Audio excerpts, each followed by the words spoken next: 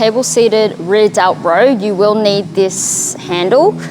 So this is like the medium-sized handle. You could just grab at the back. Or you could just set this up at the cable-seated row at the back if that's not being used. Otherwise, I'll show you how to set up here. You're gonna need this at the bottom.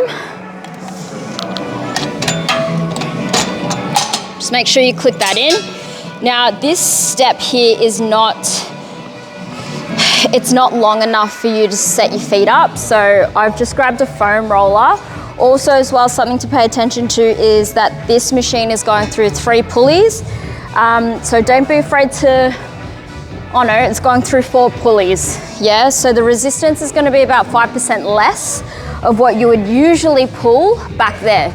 So you're gonna need that handle. You're gonna need two of these singles. So you'll place this around, have these handles,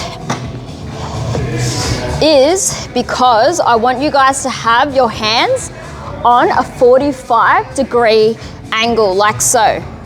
So from there needs to be a little bit of a gap from the weight plates at the top, right? So hence the reason why I've got this foam roller to give me that. So from here, for your rear delt, the thing that's gonna be super, super important is your angle, the angle of your elbows. So we're really focusing on targeting the back of the shoulders. We want a full stretch at the bottom and then drive.